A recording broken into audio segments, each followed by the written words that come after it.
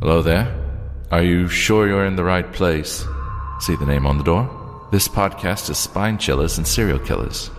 Surely you don't want to come in here. You do. Well, I must warn you that things are pretty adult in here. Absolutely no children are allowed. Obscene language, shocking and horrendous stories to chill you to your core, and terrifying tales that'll keep you up at night. The ladies inside aren't quite right. Lovely and hilarious, but very strange. Still want in, do you? Well, you'll get what you're here for. Listener discretion is advised.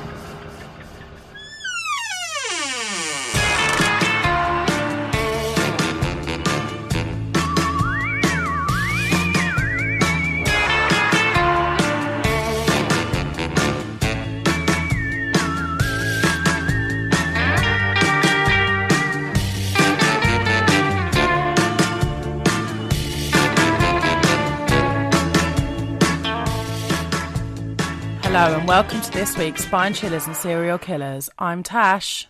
I'm Becky. Oh my God. Becky, look at that butt. You can't see my butt.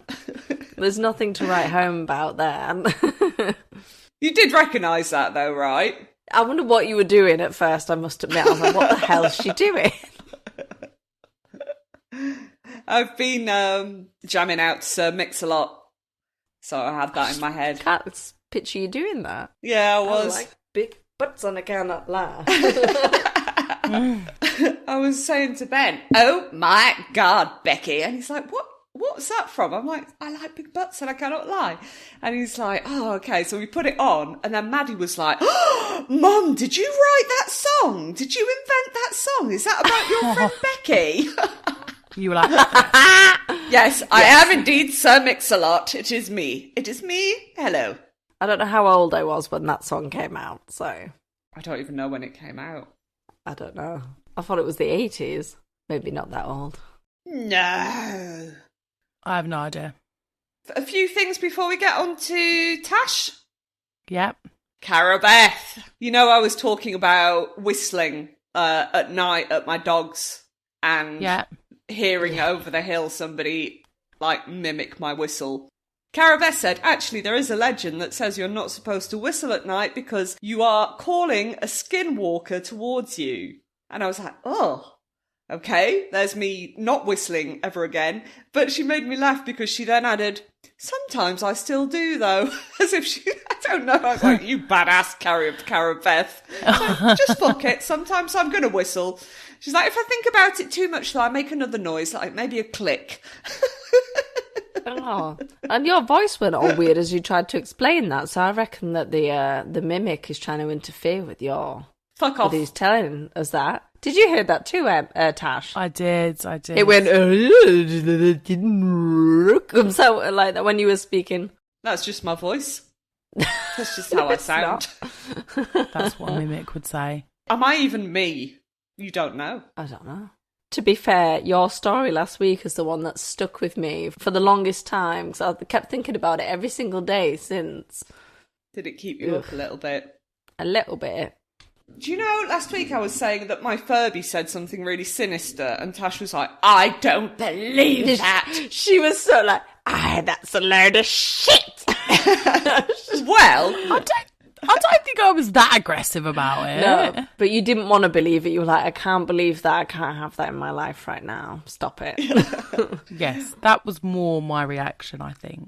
But I was filming my kids being absolute idiots, and in the background was said Furby, who did exactly the same thing. And I sent the video proof to Tash and Becky, so we know I wasn't bullshitting. It did say... I did think it said I like pie, though. It said I was dreaming that you died. It probably said I was dreaming I like pie. That's a weird thing to say as well. It is a bit. Both I mean, weird. Regardless, it's weird because isn't your Furby French? Yeah, picked up, and we don't understand. It's always spoken English. There's so many reasons this whole situation is weird. Anyway, so Furby's now made it into the recording room, and he is on the... Is that him behind you? Yeah. Oh, so when he randomly turns on? Oh, right. Well, he hasn't got any batteries. If he turns on, I will not be happy. Yes, he's joined the It's gone really hot as you said that. The teddy shelf, Carl the Furby. I think I'm going to have to work on my background because honestly, like the random window and the weird little door. I took the dress off the door in the background again. You did? Yeah. And I think I need to make an effort. Do you remember? I mean, how can you forget the Alaskan pirate? I listened to it about 3 times. Hello from Alaska. Bless her. She loved it. She was not offended by it, which was a big relief. And her name is actually Alicia. So, hi, Alicia. Hi. Hello. She said she will write in each time if you do voiceovers in any accent. So you need to get practicing those accents. Oh, I'll have to have a go. She said she's been listening to the podcast since the foreskin, forensic, forsnick, that whole debacle. The shebang. Yeah. She didn't realise that her username was user whatever, Z 567. thingamajig. Yeah. Yeah, whatever. Until we'd read it out loud. So her name is actually Alicia. And yeah, thanks for commenting on YouTube because our YouTube channel needs some love. It does. Get loving it, babies. Get loving it. Lover. Give me all your loving. Okay, well, that's me done. Tash, you have a broken arm. I have a broken arm, everybody. I'm soldiering on with my broken arm. It's all that arm wrestling with Sylvester Stallone. Yeah, that's not how I did it. Who would like to hear the story of how I broke my arm? We do. So the girls don't know yet. I haven't told the girls. I decided that I would tell them on the podcast. So it's Friday morning. I've been treated to a later start at work. So obviously when that happens, you don't actually have more time in the morning. You're actually running late, aren't you? Because you procrastinate, you take longer to get ready, whatever. Then as I'm downstairs, I've put the dog in her room, locked up the back door, and then I see the gardener arrive. I panic. I think, oh shit, there's loads of dog poo in the garden. Run out into the garden, open the back gate for him, go back in the house, get poo bags. The dog runs into the garden. I try to grab her, fall over, break my arm. I am so embarrassed that I've fallen over. You know when you do that and he's like, are you okay? I'm like, yep, I'm fine. I'm fine. Grab the dog in, carry on picking up the poo. I did get poo on my hand because normally I'd use two bags. But I only used one bag to pick up the poo. Go in the house, try to put my socks on and think, I can't move my arm. Oh no. Yeah, it turns out I have broken my elbow, which is very painful and I wouldn't recommend it to a friend. No. Several people have asked if that's the real story. I feel like I've got a bit of a reputation and that people don't believe that the gardener wasn't more involved in the story. You were literally just rushing to pick up shit. Just rushing to pick up shit. And grab the dog. I did get shit on my finger. Who hasn't had shit on their finger, to be fair? Who's not had shit on their finger? Did you wash your hand, though, before you went to the hospital and you were like, doctor, I've hurt my arm? And, like, shoved it right under his face. Don't know how I washed both of them, but I did. I think you'd find a way if you've got shit on your hand. Yeah. If you just find a way. So, yeah, that's me. In a sling. I've not got a cast, I've got a sling, because the type of break I've done, I have to keep my arm mobile. Otherwise, it will heal in a dodgy position. So, yeah, this is fun. You didn't cry? Not initially. No. No, because I was so embarrassed. Yeah. It's embarrassing falling over. Yeah. Yeah. I mean, I cried in the hospital. I was seen really quickly. Like, I was in and out of the hospital within 2 hours. The longest part was waiting at the pharmacy for my medication. As I walked in to get an x-ray, the radiologist was hilarious. I knocked on the door. It was a man in scrubs. And he went, hello, welcome to Helga's House of Pain. I went, I don't know if I want to be here. And he went, now's the bit where I get to torture you. And I was really I was like, I'm really laughing on the inside, but it really hurts. I went, thank you for trying to be funny. Oh, bless So him. he was lovely. But yeah, that's my story. I have taken about 45 minutes ago my pain relief, which is quite strong. And I get quite high on it. So who knows what's going to happen today. If you start slurring your words, we won't be worried. Start slurring or like falling asleep, or I might just be really silly. Oh. Anyway, I'll be fine. Poor I just like the Tash. attention, really.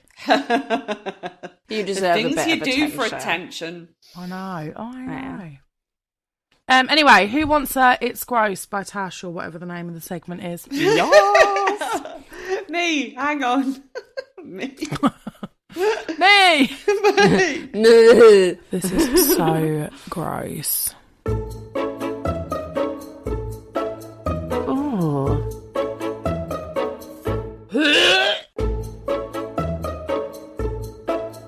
Oh. Oh, I feel really sick. That's a no from me. It's disgusting. Oh. Gross things that happen on planes. Oh, God, no. Ooh. As always, this is a thread that I found. I have done none of these things, but I will read it as it was written. Yeah, it's going to be about feet. It's going to be about feet. I was on a transatlantic flight a couple of years ago, and the man in the seat behind me took his shoes and socks off right after takeoff and propped his stinky, complete with crusty toenails, Oh, God, no. on my armrest. I shut that down immediately and told him under no circumstances were his crusty feet going to be sitting on my armrest for the next 7 hours. Good for you. He moved his feet back to the floor, but didn't put his shoes and socks back on. Gross. So I kept getting a whiff of his stinky feet. Oh, no. Gross. That actually makes my stomach churn because minging feet makes me feel sick. Yeah, me too. I complained to the flight attendant not long after. The two people next to me spoke up as well, and she told Stinky Feet Man to put his socks back on. Thankfully, he complied. I'm honestly not sure what I would have done if he'd been more of a jerk about it. Why do people think it's acceptable to take their shoes off on planes? No self-awareness. If you know that your feet don't smell, I think shoes, okay, reasonably enough. But socks and Never then put socks. Never socks. Never socks. Just wear flip-flops then. Yeah. And, Or but then sliders. again, planes So cold. So and cold. filthy. Yeah, gross. Filthy. The reason why he's got crusty toenails is because he keeps taking his fucking socks off. He's getting all of the fungal infection. Oh, God. Toe jammy, toe cheese, toe camembert, toe brie. All the cheeses are on his feet. Don't like it. It's not nice. No. The next story I've got, Don't be a dick. Keep your socks on. yeah, I've only got two on this thread because all of the others were like very short. Like, I knew it would be feet. I knew it would. yeah, my husband and I took a trip to Maui when I was about 14 weeks pregnant with our first child, a babycation, if you will. While we were waiting for our delayed flight home, a young hipster-type man passed us in the waiting lobby, and every single soul waiting covered their mouth and their nose and immediately began to point and whisper. This kid, early 20s maybe, smelt absolutely awful. I mean, the worst BO I can think is humanly possible. Oh, God. It hung in the air for ages after he passed. With my uber-sensitive pregnant nose, I was disgusted, but we walked around a bit pre-flight and moved on. Fast forward to boarding. Here he comes. Here comes the motherfucking plane stinker. At the time he is coming, my husband and I are taking post-Hawaii selfies on the plane. The exact moment that the plane stinker sits down in the open seat next to me is captured. It's priceless. My hormonal pregnant senses are going wild, and it's such a terrible smell that I just started to cry. Oh no, bless her. Oh. Awful though. But can you imagine? That would happen, wouldn't it, when you're pregnant? Yeah. My husband is embarrassed by me and is mad that I'm crying, but I give zero fucks. Oh, it's fuck gross. him. It's nasty. People around us are asking to be changed seats. I wrap a scarf around my face the whole flight home and bury my face into my husband's arm. It is still the worst smell to this day that I've ever smelt. Oh, that's horrendous. How awful's that? That is awful. Days and days of no washing. Do people that smell like that know they smell? I don't know. I just don't think they care. You wouldn't willingly smell. Because there's smell and smell, right? Like, if you've got a bit sweaty one day and you've got a tiny bit of BO, you've got that smell. That can happen to anyone. I'll be honest. A man that's been at work all day and smells a little bit, I think sexy. It can be. It can be. But it's same day pheromones, sweat. isn't it? Yeah, same day sweat. Like same day sweat, yeah. Like, can you sniff those armpits? Yeah. Not armpits. Probably not armpits. Like, isn't it weird? What's like, wrong with us? Oh, it's sexy. That wood chopper, I'd like to smell his armpits.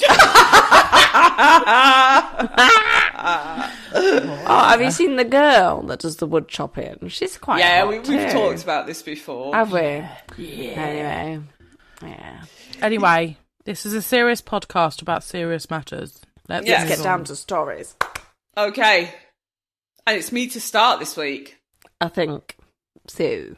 So I had a process this week because I knew what I wanted to do. I wanted to do the Mothman because it's such a fantastic and interesting story, the Mothman.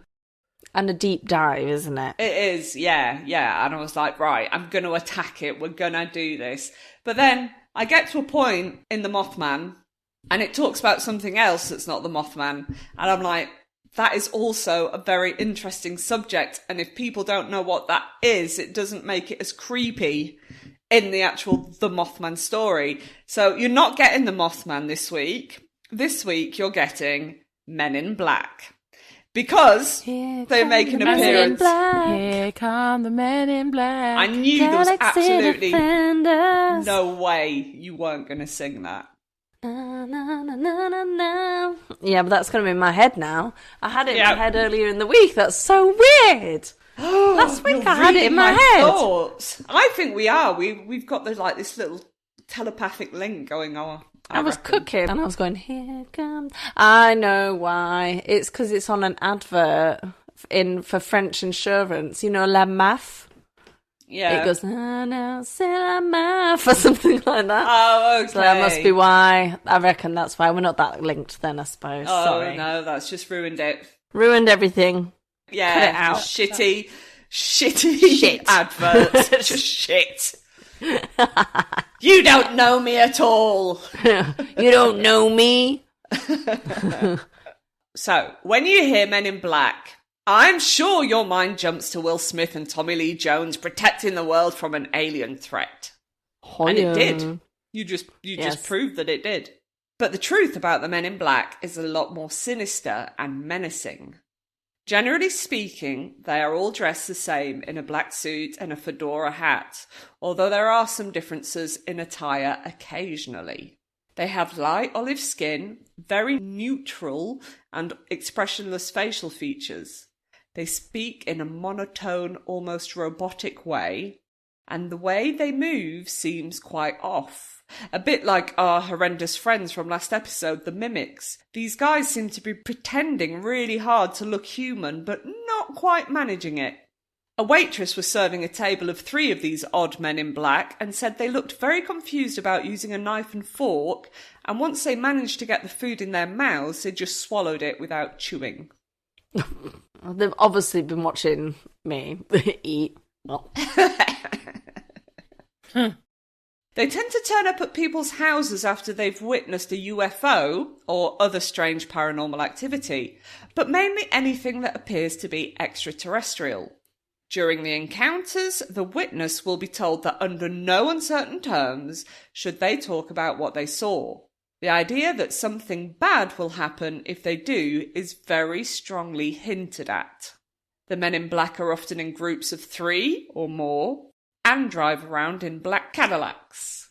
They sometimes say that they work for the government, and whether this is true or not we can't be sure, but it reassures people enough to let them in their house before realising that these things/men/creatures are seriously weird and disturbing. Ooh. What are we going mimic again? Well, it's not. Well, yeah, they kind of are. Ish. Yeah, it's like mimic on a mission. Mimics have missions too. Well, apparently they do. They work for the federal government, apparently. Normal mimics are just like the hippie version of the Men in Black. They're the freelancers, and Men in Black, they work for the mimic government. And what about the black-eyed kids? What about the black-eyed peas? I mean, now we're just being ridiculous. This first account is actually the first time someone saw a man in black. Harold Dahl worked on the Puget Sound, and I was going to look that up, and I didn't, so I'm hoping it's Puget Sound, which apparently Sounds right to me. After what I gather, it's a river, I think. It's something to do with water. I thought it was a music label for some reason. Did you not just say Puget Sound? Puget Sound. Puget Sound music labels. So he collected logs that had fallen off lumber ships. On the 21st of June 1947, he was on his boat with his son and the family dog when he saw 6 metallic donut-shaped flying crafts in the sky. He watched as 5 of the crafts circled the 6 that slowly flew lower towards his boat. He drove the boat to shore as he was afraid that the craft would crash into his boat. It was then that he got out his camera and snapped a few pics. The weird flying saucers just kind of hovered there until one dropped a lot of debris. Harold thought it looked like paper, but when some came ashore, he picked it up and realised it was actually a really lightweight white metal. The craft then dropped around 20 tons of dark metal that was so hot. When it hit the ocean, it exploded. So maybe the Puget Sound is like a port or something like that? I don't know. Could be. If you know what the Puget Sound is, I'm really sorry. I didn't do my research properly. I was going to, and then I forgot. It happens. It's fine. So, because it was so hot, hits the ocean, explodes. Some of the debris hit his son's arm, and it burnt him. Youch. Yep. And some more hit their dog, and it killed the dog instantly. Oh, no. No. Nobody likes a dead dog. You can't start your story with a dead dog. Sorry. Or end a story with a dead dog. No dead dogs. No dead dogs. Is that the rule from now on? No more. There's no dead dogs in my story, so it's okay. Once it had finished its metal drop, all the crafts flew away together. Once out of sight, Harold and his son sailed back to their dock, dropping the dog's body overboard for a burial at sea. What the fuck? People, eh? It's like, what should we do with this now? Oh, well, Chuck. Poor little thing. Once on dry land, he drove his son to the hospital to treat the burn, and then he told his boss, Fred Chrisman, exactly what had happened. He, of course, didn't believe Harold, so he passed him the camera and said, "Get those developed and you'll see." And indeed he did, and the photos came out somewhat damaged, but you could clearly see the 6 flying aircrafts. Chrisman decided to go to Maury Island himself. So Maury Island is the island that they kind of took cover on when they went to shore, and see if he could find some of this mysterious metal. And he did. He noticed a donut-shaped UFO flying slowly overhead as if it was watching him. Whilst Chrisman was gathering evidence to back up his employees' claims, Harold got a visit from a strange man dressed in a black suit. The man asked Harold if he'd like to go for breakfast to talk about what had happened over the Puget Sound. He agreed, and he followed the black Buick, so it's not a Cadillac this time, it's a Buick, in his own car. Once at the diner, the man began explaining that he knew exactly what had occurred and described everything that Harold had seen in great detail.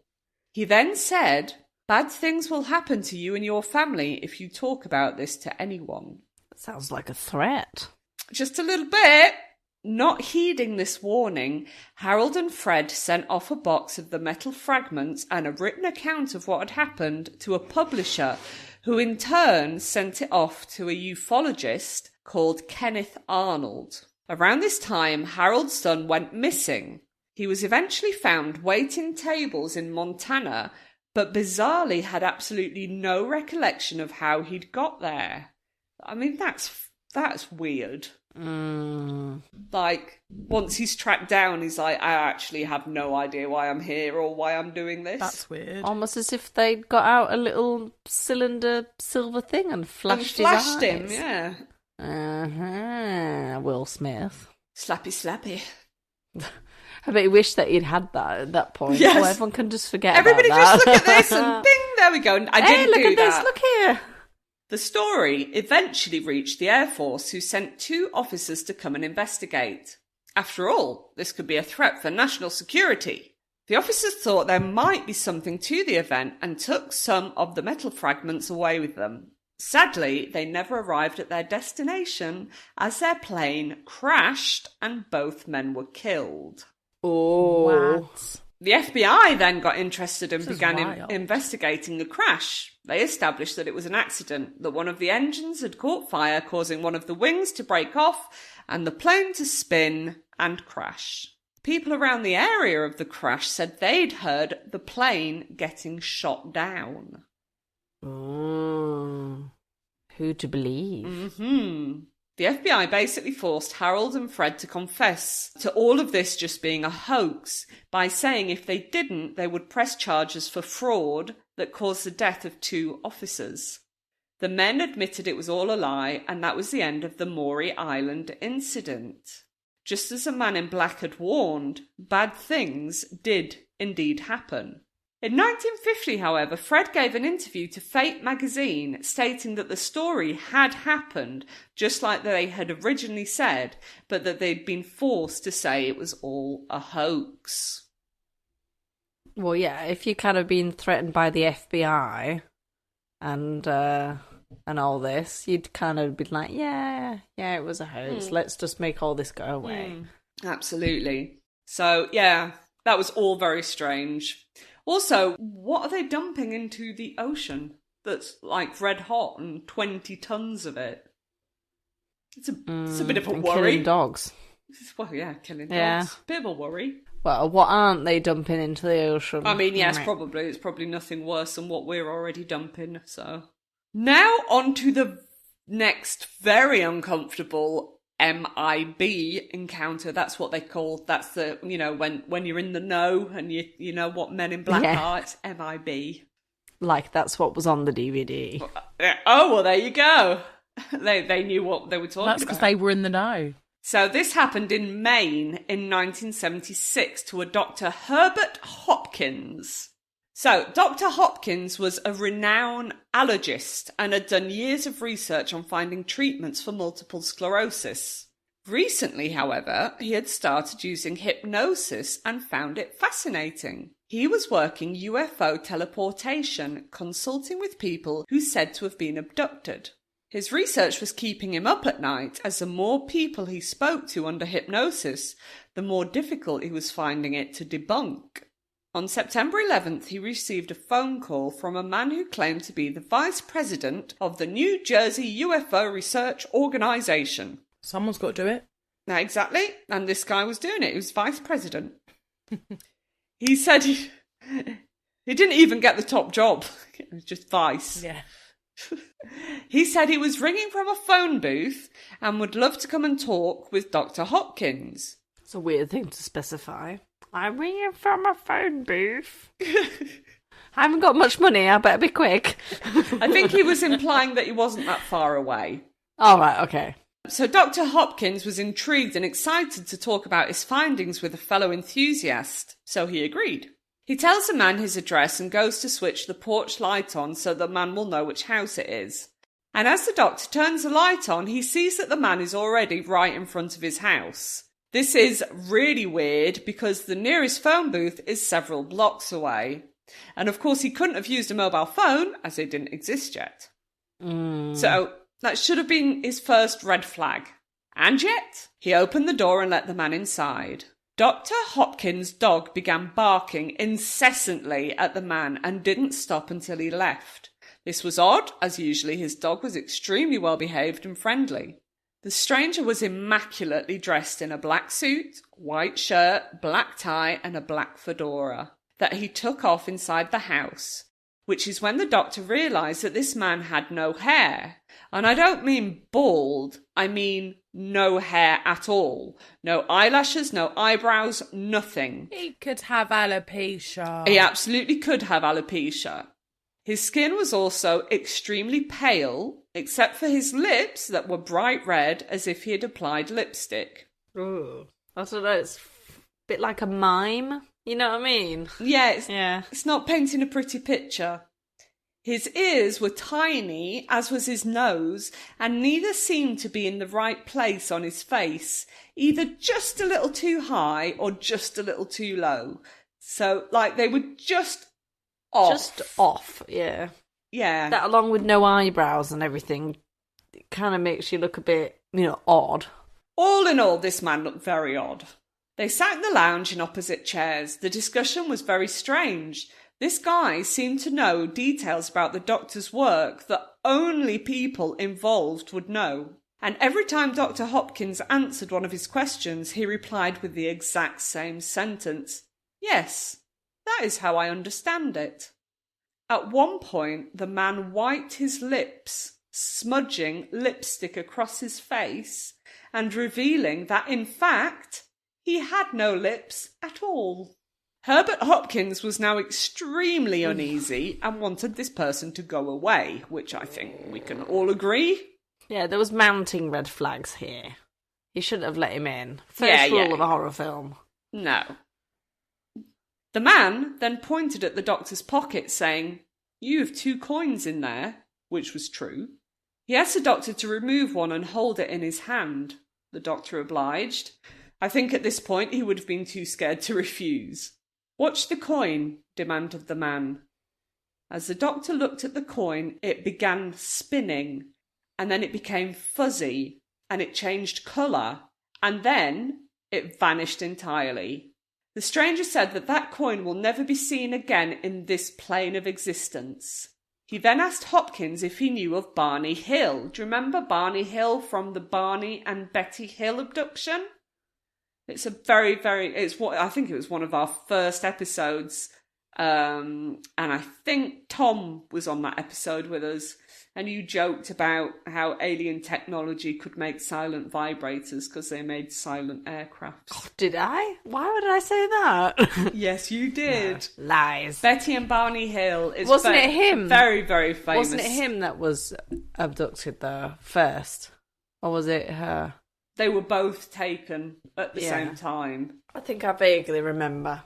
Yeah, it only kind of came out under hypnosis. So, this dude asks Hopkins if he knows of Barney Hill. Of course he did. The Betty and Barney Hill abduction case was very famous. "Do you know what happened to him?" asked the man. "Only that he died recently," replied Hopkins. "Yes, Barney Hill doesn't have a heart, just like you don't have a coin," said the man. Ooh, sounds like a threat. I know. That's creepy. I can just imagine him like, he then I gently don't have a heart, like you don't have a coin. I don't know, just like going off into the distance. I don't know. Ooh, eerie. He then gently suggested that the doctor should get rid of all his work on the UFO abductions and got up to leave. As he spoke, his speech was slurred and he said, "My energy is running low. I must go now. Goodbye." That's what I'm going to say when I leave work tomorrow. My energy is running low. I'm going to go. Bye-bye. He left immediately, and when the doctor rushed behind him to watch him leave, he had already vanished into the night. Completely, he robbed him. Came over and made his coin disappear. Yoink. It was a penny. It was a penny. Stealing. Starts at a penny, then what does he do after that? I didn't like that man. And then he left too quickly. He was not cool, was he? As well. Like, bye. I must go now, bye. Had this been a normal interaction, the doctor probably wouldn't have paid it much attention. But the fact that whoever had just been in his house had nothing really human about him made him destroy all his files and recordings and stopped working on UFO cases altogether. He later found out that, of course, the New Jersey UFO Research Organization did not exist. Duh. The third story is a weird one for sure. It concerns a man called Albert K. Bender. Okay. A strange and eccentric man who lived in the attic of his stepfather's 3-story home in Bridgeport. He was chief timekeeper at a scissor factory. I had to look up what a timekeeper is. And it's somebody that, like, organise... You know, the time slips that everybody has to, like, click in, punch in and stuff. What, was he that person before they had a machine to do it? I think he just, like, made sure everybody had punched in when they had to and done enough hours, and I think he sorted out people's paychecks and stuff. Right, he basically like make sure everyone's doing their hours. Yeah. Sounds like a really cool... It's a really cool title, though, isn't it? Yeah. The Timekeeper. Chief Timekeeper. I am the keeper of the time. I want him to walk around in a cloak with a staff. Yes, yeah. And whether it was to be funny or if he really did have a true love for clocks, I don't know, but he filled his space with 20 of them and set them all with different chimes to ring out every 15 minutes. That's what I'd do to fuck my colleagues. That's just annoying. I just think he was a massive prankster. He also decorated his realm with fake skulls, shrunken heads, and outsider art. So I had to... And the outsider art was done by him. I had to look it up. And it's art by non-trained artists, often by children or mentally ill people. So it's probably art that's a bit weird. You think? Yeah. When he had... Oh, it gets worse. Hang on. When he had friends over to visit, he would set the scene by playing a soundtrack of sobbing, thunder, and hissing noises on his record player. See, I quite liked him at the beginning with his cloak and his wizardry, and then he's gone weirder and weirder. Can you imagine? Let me just set the scene. That's the crow from last week. Can you just imagine you go around your mate's house and he's like, oh, let me just put on some of my favourite music, and it's just a woman going... Banger, this one. And hissing, what the fuck? Is that just somebody going... Snake, a slivery snake. Fucking weird. Snake. He was, of course, fascinated by ghost stories and loved horror movies, and claimed to have witchcraft flowing through his veins. He called his attic room the Chamber of Horrors. I mean, not a very imaginative it's not. name, is it? It's not. No. In tune with his very strange personality, he was interested in UFOs and created the International Flying Saucer Bureau, of which he was president. So, you know, at least he's gone straight to the top. None of this vice president shit. But didn't he create that and make it himself? So obviously he's going to make himself president. Yes, yes, that is correct. It's like if I created the best clubhouse ever, I named it the best clubhouse ever, and I'm the president. Yeah. You know what I mean? Yeah. Yeah, okay. Where are we going with this? This crazy, kooky guy. His organisation gathered 600 members worldwide and was quite successful. That was quite impressive, actually. He put out a quarterly journal called Space Review that explored any sightings and theories about UFOs. Almost immediately after creating the organisation, Bender began having strange things happen. Phone calls with no one on the other end, He reported receiving telepathic messages and being made to feel very ill. His attic would fill up with the foul smell of sulphur, and once, whilst out at the movies, he noticed a man with glowing eyes staring at him. Despite all of this, Bender decided that to connect with the aliens, the best thing would be that all his members recite a message that he had written in their minds all together at the same time. This would be called World Contact Day, or C-Day for short. The message went like this. Calling occupants of interplanetary craft that have been observing our planet Earth, we of IFSB wish to make contact with you. We are your friends. Interesting fact, C-Day is still held today by UFO enthusiasts with the same message every year on March 15th. Oh, so we missed it this year. We did. That's a shame. It was a month ago today. Aliens terrify me. I would not be one of them. I mean, yes, I don't want to go. You don't want to go? Go where? I don't want to do that. Oh, yeah. Anywhere. I don't want to do anything or anywhere. Anything. No, they do terrify me. It really does. Because that's the thing. Like, if one of them wants to abduct you, you're fucked. You're getting abducted, and that's it. Anyway, this message that they'd all kind of recited in their heads on the same day at the same time didn't go down like he had hoped. His attic room began to fill with yellow mist, and the smell of sulphur was even stronger than before. Telepathically, he was being told to stop interfering with things that did not concern him. Oh. And still, Bender continued to produce his newsletter, proclaiming that he had big news coming. He never did publish whatever big news he had, because before he had a chance, he was visited by 3 men in black. They appeared in his room in a yellow mist and told him to stop his research immediately. They confiscated copies of his newsletter and vanished, leaving behind the stench of sulphur he had come to know so well. Doesn't sulphur smell like rotten eggs, though? Yeah. Not a very nice welcome smell, is it? Smell of smell. No. Doesn't give home-baked bread energy, does Thinking it? of the hippie guy from earlier on the plane. Yeah. Bender was scared to death and couldn't eat anything for 3 days. He was plagued with headaches, extreme anxiety, and the feeling of always being watched. And this all forced him to shut down his organisation after a 1.5 years after its creation. The final issue of Space Review was released in October 1953. It included a cryptic message and a warning. The mystery of the flying saucers is no longer a mystery. The source is already known, but any information about this is being withheld by orders from a higher source. We would like to print the full story in Space Review, but because of the nature of the information, we have been advised in the negative. We advise those engaged in saucer work to be very cautious. And these 3 cases are just a drop in the ocean. There are hundreds of witness accounts out there, each one as bizarre and as menacing as the next. So if you ever see something in the sky that doesn't look right, maybe just think to yourself, oh, a UFO, that's cool, and move the fuck on.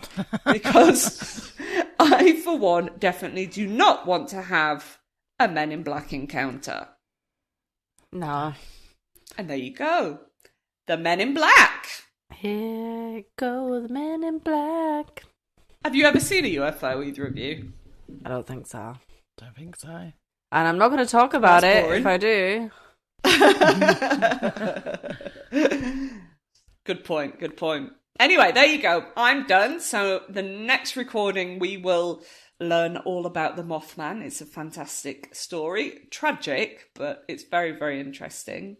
And there's some Men in Black in there, and now you'll know what I'm talking about. We won't just think of Will Smith. We will know the full story. Yeah. Like bald, lipless, robotic, creepy motherfuckers. The lip thing was horrible, and I don't want to think about that again. Okay. I won't talk about any more lipless men. What is it with you and lips? The lady with the purple lips? This lipless man? Well, mouths are a scary thing. Hello. Fuck. For everybody that's not like, well, I don't know, you can't see us, so What? Becky and Tasha just like being goldfish, like pretending they haven't got lips and just like smacking their. It's very odd. They're very strange. You forget that we're Stop on making me camera laugh, and that it other hurts my people arm. might see. And Tasha's on painkillers. I have no excuse. I keep looking at my eyes thinking they're getting smaller and smaller. Yeah, Tasha is like actually fucked. She's absolutely okay. off her tits. She is. Yeah, I am. Did you just take your socks off, No, Becky? I think this is my laundry chair for all the bits of like random Okay. socks that are clean, but I don't know where the other one is. So I put it on this chair. So it's just I just pulled it out. Because we said earlier, always socks. Always socks. Always socks. Never. Don't go getting too I haven't got comfortable. socks on. You minger. I mean, it's my house. I'm joking. I also can't put socks on. At the moment. Exactly. You can't put them on. I only So. use 2 hands to put socks on. I mean, I reckon you could do it with one, but it'd be a faff. Oh, I just take forever. I can't be asked to do that. I'll Can't just be wear asked. Crocs. No. Yeah, good old Crocs. I don't know how Emma's going to cut that in, but Tash had to leave because of her broken arm and painkillers. She was just still in too much pain. So we've sent her off to La La Land to go to sleep. Yeah, sleepy bye-bye. No night, sis. Right. Right, so my story this week is horrific. Oh, great. Wonderful. But yeah, it's a heart-wrenching story, but it needs to be told. So yeah, let's get into it. So what do you think when you think of Canadians, Emma? Nice, I think. Yeah. Maple syrup. Mousse. Mousse. Do you say mousse? Or Maple mousses? syrup mousse. Oh, but that's really nice, maple syrup mousse. Oh yeah, how do you say more than one mousse? Is it just mousse? Is it mousses? Or meese? Mousse? No, I bet it's mousse. It must be mousse. Mousses is silly. Mousse with an X. And geese. That's what I think about. I don't know if we've spoken about this on the podcast, but very, very quickly, moose. Have you seen how big moose are? We have spoken about this before, and they're fucking ginormous.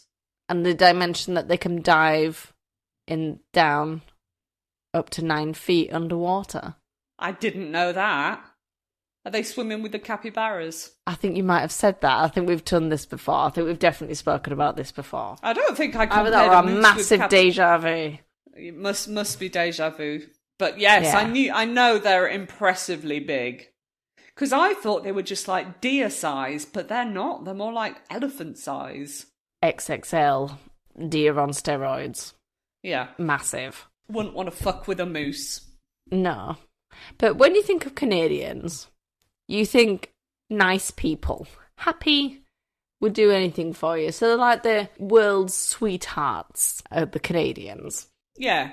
So, while Canada often enjoys a reputation of safety, friendliness worldwide, it's evident that the nation is not immune to violence, bullying, and tragedy.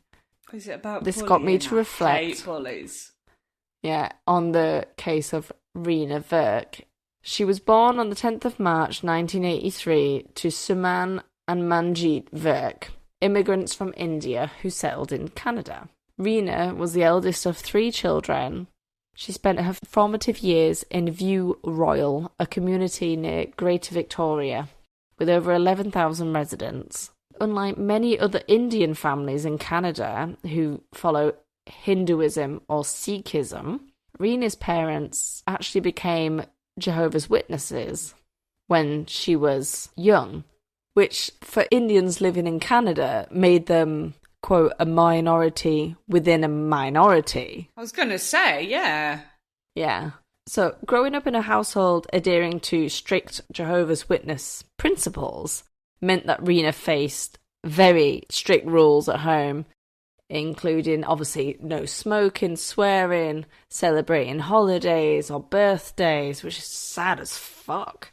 Do they not celebrate birthdays? Apparently not. Have they just got no joy? Just like no joy. I mean, I don't want to judge other people's. Well, no, it's not judging. I'm just thinking, you only live once. Enjoy life. Have a birthday. I struggle with it because I'm an atheist, I guess. Yeah. But if your belief is so deep that you have to behave this way or else you're going to burn in eternal hell. But I think that's what it is. They're doing this in this life so that their eternal life is safe and that they can go to heaven. I think that's why they live in such strict rules. We wouldn't fit in. No, well, I'm not a Jehovah's Witness, and I would not. No. It's not my thing. Not for me. I love a good birthday cake. Yeah, so do I. That's just like birthday cake. I suppose they could just buy birthday cake. Are they allowed cake, though? That's the thing. I don't know. Right, so also that was forbidden at home, certain forms of music and clothing, so a certain type of clothing, imposing additional challenges for a teenage girl already struggling with self-confidence and bullying by that time. So from elementary to middle school, Reena endured relentless bullying due to her appearance and ethnicity, leading to internalized anger, depression, and confrontations with her peers. The prolonged harassment deeply affected her sense of self, causing heartbreak for her parents witnessing their daughter endure such turmoil every day. In 1994, the Virk family, seeking a fresh start, relocated to a different neighbourhood. Enrolling Reena at Burnside Elementary School, initially the change seemed promising, and this offered hope for new friendships and stability. However, Reena's newfound happiness was short-lived when one of her closest friends betrayed her trust. They fell out, and then this person started bullying her again. So when she graduated to middle school, Reena found her place with a group of rebellious teens, pre-teens. They were the kids who liked to drink, smoke, skip school, and push back against authority. Everything she's not allowed to do. Yeah. And also she is desperate to find acceptance. So if she can kind of fit in with this crowd, yeah, they're not the best, but they're accepting her at the minute. Well, no, I absolutely 100% get it. Yeah. Absolutely. So desperate to find acceptance, Reena altered her behaviour to align with her peer group, a move that also served as a form of rebellion against her parents with their strict religious beliefs. She began drinking, smoking, and challenging authority. Every time I say the word authority, I think of authority from Cartman. Respect my authority. And also she's reaching the age 13, 14 when you kind of wanting to be independent. You're wanting to break away from your parents' hold on you. Yeah. And obviously my parents are not Jehovah's Witness, so nowhere near as strict. So despite her parents' earnest efforts to guide her according to Jehovah's Witness principles, reminding her of the rules and sharing scriptures, Reena's desire to rebel only intensified. Each reminder and scripture reading seemed to fuel her defiance further, deepening the divide between her and her family. I've kind of dramatised it a little bit with that, but it's just basically typical teenage rebellion, angst, and all this. Yeah. Normal. Absolutely. And also, she's a little bit traumatised from all the bullying that she's had to endure. Yeah, it's horrible. Desperate to escape her parents' home and the suffocating grip of the constant bullying, which was also exacerbated by their strict religious adherence, because they're kind of guilting her at home to adhere to their rules, and then she's still being bullied throughout all this as well at school, and so she felt isolated and unsupported. And in her youthful naivety, she believed that living elsewhere would offer the solace and freedom she craved. So she resorted to a drastic measure, a fabricated lie, one so devastating that it shattered her family completely. At 13 years old, Reena accused her father of sexually abusing her. She claimed that he had been physically, mentally, and sexually abusing her at home. Holy fuck, I did not see that coming. I thought you were going to say she ran away. No. One particularly horrendous story that she told involved being hit with a hammer, tied to a chair, and threatened with a heated barbecue utensil. Her father, Manji, was arrested on the charges of sexual abuse, and she was removed from her parents' custody. She was then placed into a foster care. Reena's father denied these allegations completely, and the charges were later dropped because Reena herself admitted that she had lied about the abuse. Okay. The lie kind of just took off and went way further than what she wanted it to. Her family was seriously concerned for Reena because if she was claiming that she was getting hurt and they weren't the ones doing it, maybe someone else was doing this to her. So they pushed for a full investigation so that it didn't leave any stone unturned, just to make sure no one else was doing this. So this goes on for quite a long time, and then eventually Reena, she missed her family and realised the mistake that she'd made, and it didn't make school any better, it made it worse. So she tried to fix the broken relationship that she now had with her parents in the hopes of one day being able to return home to live. She's at her foster family's at the minute, and she asked her foster family if every so often she could spend the night at her parents' house. So they're gradually kind of making contact again. Yeah. Reena still craved her parents' love and support, as now the bullying was escalating again. Classmates subjected her to relentless torment, including placing gum in her hair, mocking her appearance, and issuing threats of violence. Additionally, she faced accusations from local teenage girls who accused her of spreading rumours and attempting to steal one of their boyfriends. Kids are so cruel. Really cruel. Teenage girls in particular can wield immense cruelty through manipulation and falsehoods. Even if they aren't physically violent like their male counterparts. You know what I mean? Like, girls are so sneaky as fuck and horrible and can make your life hell, whereas boys psychologically it's horrendous. Yeah. I know that boys can do that to each other as well, but it's usually a fist fight and then it's kind of all done with. Yeah. Or for the day at least, whereas girls, it's constant mental torture. Bitchy, yeah, horrible. And bitchiness, yeah. Reena's experiences are the real darker side of being a teenager, which brings me to the day of the 14th of November 1997.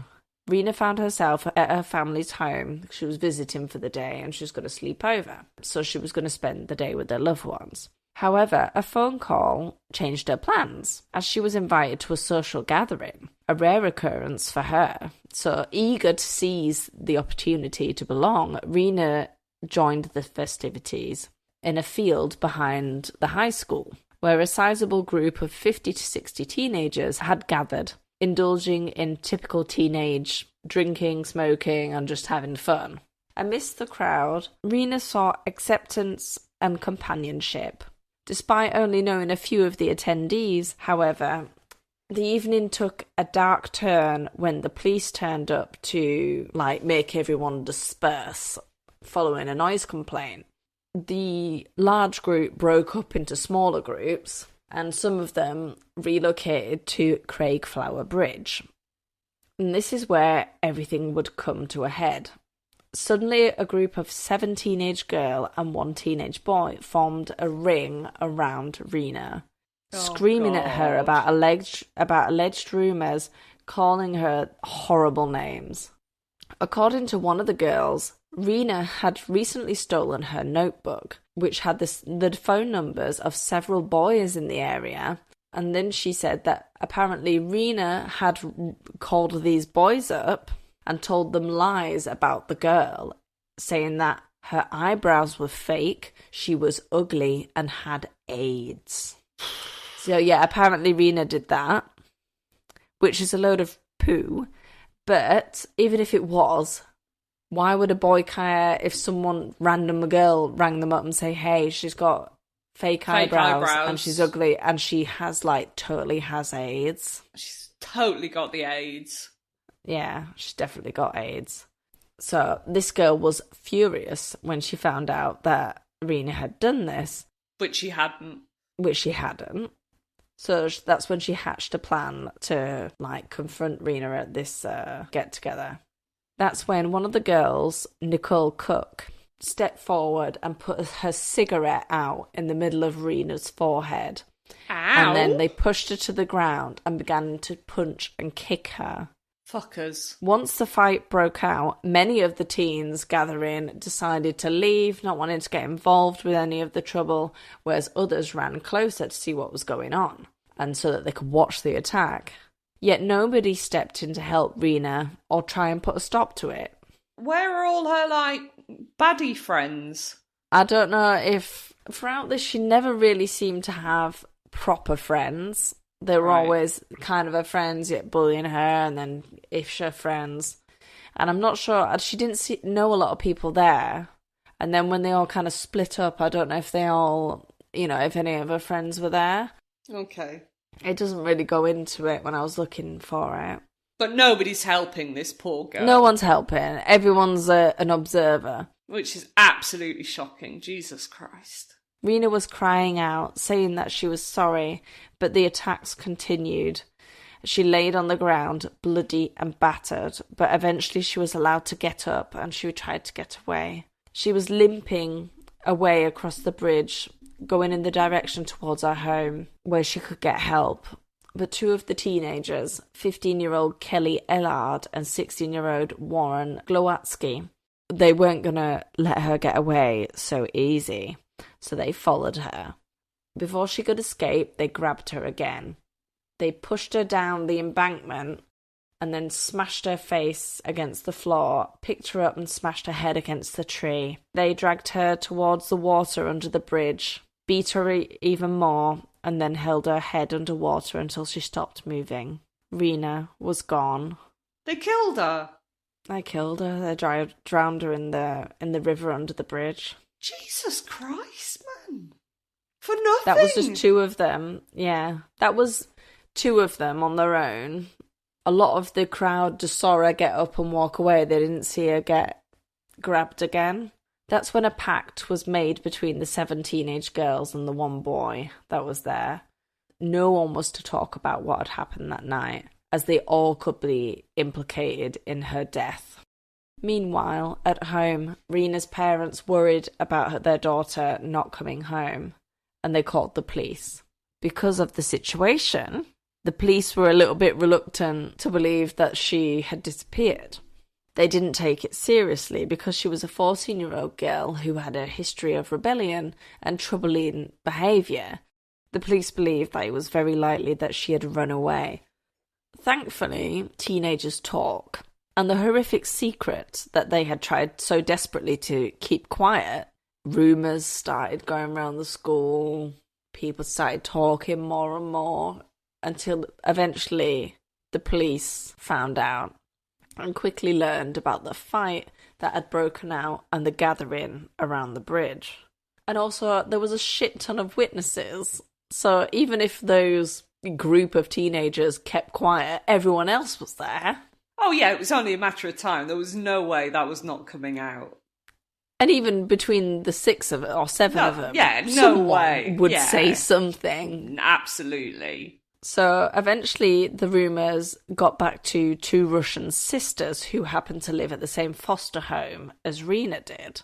And it was them that actually called the police with the tip after they heard the rumours that Reena was most likely no longer alive. It would take 8 days for the police to locate Reena. Her battered, half-nude body was found in the water under the bridge. While many of the teens were aware of Reena's fate, her parents were just now learning about this. This is horrendous. And the violence inflicted upon her. God, can you imagine knowing your child had gone through that? Oh my, I'd kill him. I'd kill him. I was so enraged when I was... This is awful. Writing all this down. An autopsy would reveal that poor Reena had sustained multiple blows to her abdomen. She had extensive injuries to her face, her head. She even had a bruise in the shape of a sneaker on the back of her brain. Oh my God. So I didn't even know that was possible. Somebody had stomped on her head with such force that it bruised her brain in the shape of their foot. That is horrific. These kids aren't normal. Like, kids are cruel. Kids are mean. Don't get me wrong, but this is another fucking level, man. It's horrific. They're like animals. I think a lot of this is also massively racism as well, because she was Indian and most of these children are white. And that was a lot of the source of her bullying as well, was the way that she looked and her ethnicity. So ultimately, Reena had died from being drowned, and pebbles were found in her lungs, indicating that she was still alive when her head was pushed into the water. But the coroner did note that if she had not been drowned, she likely would have died from her other extensive injuries because she'd been beaten that badly. Jesus Christ. Her injuries were so severe, it was as if it was compared to those of a car crash victim. The whole community was completely shocked, especially when they learned who amongst them had done something so evil. In total, 7 of the teenagers that were present were prosecuted in relation to Reena's murder. Their names were Nicole Cook, it was her with the cigarette in the beginning, Nicole Patterson, Missy Grace Pike, Courtney Keith, Gail Ooms, Kelly Ellard, and Warren Glowatsky. 6 of the girls were convicted of assault causing bodily harm and sentenced to up to 1 year in custody. But only Kelly Ellard and Warren Glowatsky were charged with Reena's murder. I suppose it's impossible for them to really figure out who gave her that blow at the back of the head. Well, I mean, it's not, because she's got a bruise the shape of their fucking foot on her brain. But which blow was the death blow? Which was the blow that she wasn't going to recover from? She was drowned. So I know it was them two drowning her that killed her. Yeah. But, hang on, what do I mean? I know she was drowned. Yeah, I know what you mean. Yeah. But if she hadn't have been drowned, like you said, she would have died. So the drowning was almost like putting an end to it. But it was going to happen anyway. So whoever had given her that injury should have been done for murder as well. Do you follow my train of thought? Yeah. But she was hobbling away after the initial beating, so I reckon possibly the head to the tree or the second beating that she endured. So you really think it was just those 2 that did the most? Well, I don't think the other ones... I think the other ones definitely deserved more than a year. And that's in custody. So was that home prison? You know, when you were at home? Fuck knows. Then they're just growing up. They're all 15. So a year takes them to 16. They've got everything to do after that. They've got the whole life ahead of them. If they have any decency in them whatsoever... I just don't think they feel guilty. That haunts them. You don't? No, I just think people like that be like, oh, it was like a mob mentality and we all just kind of joined in and I was forced to do it, and they just wouldn't be sorry about it. I just think they use that as an excuse. Oh God, I don't know. I was hoping it would haunt them as adults. I hope so. I hope so. Now they're adults and possibly have children of their own. I hope the thought of what they did to that girl scares them about their own children. Yeah. So Warren Glowatsky was ultimately convicted of second-degree murder in 1999 and sentenced to life in prison, with the possibility of parole after 7 years. His first request for parole in 2004 was denied. Warren had a troubled home life. His mother was an alcoholic. His father had left and moved alone to California, leaving Warren behind. At the time of Reena's murder, he was living with a friend. It's not clear why exactly he had involved himself in the initial assault of Reena, or why he joined Kelly Ellard in the second attack, because he actually didn't know Reena. So he was just in it for the violence. Just I don't in it know. for the Either that violence. or, yeah. At her first trial in 2000, Kelly Ellard was found guilty of second-degree murder. However, the Supreme Court of Canada later overturned that decision on technical legal grounds. So there was something wrong with the trial. I don't know what it was. A second trial in 2004 resulted in a deadlocked jury and a mistrial. At this trial, Kelly Ellard insisted that she was innocent, telling jurors, "I'm not a monster." Oh, I'm not a monster. Piece of shit. And in 2005, however, a third trial saw Kelly Ellard convicted, fucking finally, and she was sentenced to life in prison. Thank fuck. Yeah. Following the tragic loss of their daughter to a brutal murder, Suman and Manjeet Virk emerged as prominent advocates against bullying. Their relentless efforts persuaded the government of British Columbia to implement several anti-bullying initiatives in schools, earning them the prestigious Anthony J. Hulme Award of Distinction in 2009. While serving his sentence, Warren exhibited profound remorse for his role in Reena's death, discovering his Métis heritage. So he was a blend of European and Indigenous. He had so he was a mixed race lad. But he did. Do you know what? Fuck off. Just fuck off. You're a racist piece of shit, and then you find out that actually you're not like 100% white, and you're like, oh, actually, I shouldn't have done that. Oh, actually, no. I feel it now. Yeah. Just don't be a racist piece of shit. Yeah. So his path towards redemption led him to personally apologise to Sunman and Manjeet Virk. So in 2010, Warren earned full parole as a decision that was supported by the Virks. So they supported his parole hearing. Wow. And they're bigger than me. Absolutely. Bigger people than I am. But he actually did show true remorse and really bettered himself in prison. Yeah. Don't bring her back, though, does it? No, but prison is about reform, if for people that can be reformed. Put back into society. In contrast, Kelly Ellard maintained her innocence throughout her incarceration, engaging in illicit drug smuggling and repeated violations of prison regulations. The parole board assessed her as posing a moderate to high moderate risk of reoffending, and she's still incarcerated.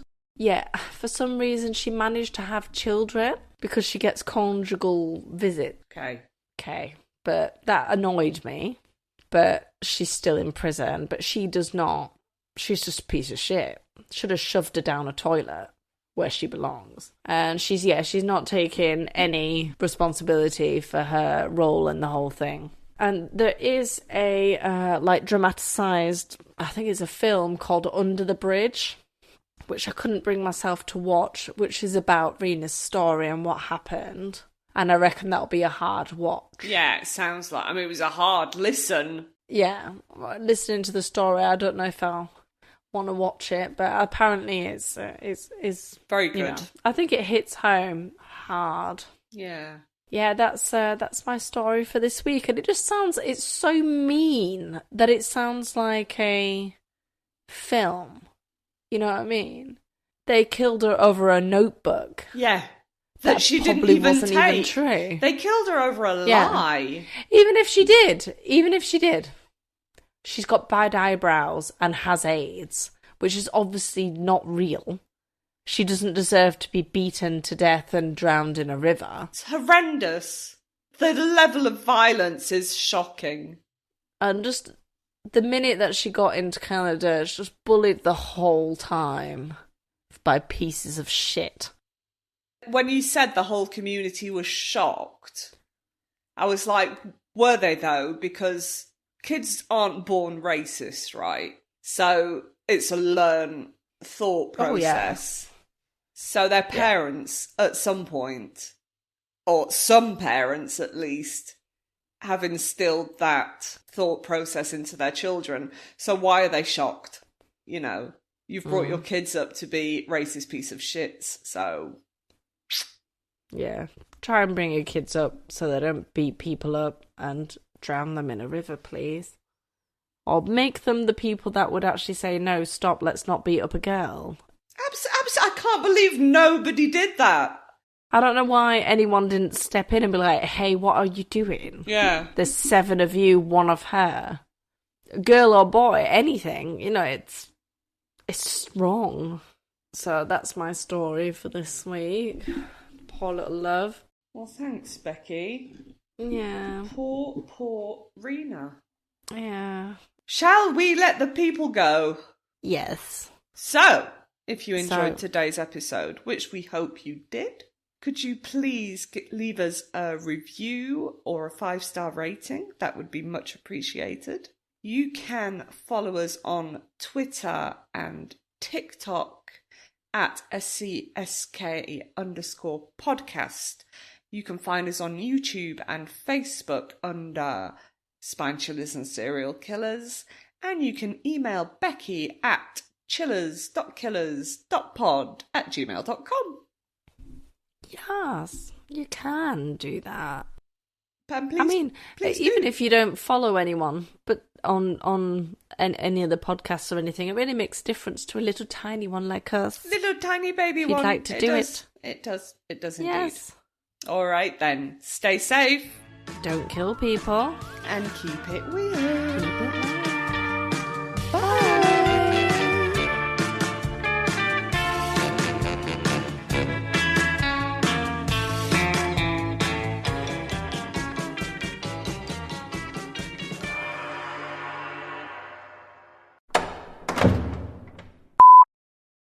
Admist the crowd. Admist. How do I say that? Amidst the crowd. Amidst. The D is at the end. Amidst. Hang on. Well, why am I saying it at the beginning? You're right. Amidst the crowd. Admist. Oh fuck! Is it? No, at it's the end? amidst. It is near the end. Yeah, amidst the crowd. Amongst the crowd, shall I just say? She's in a crowd. She's in a crowd. Whilst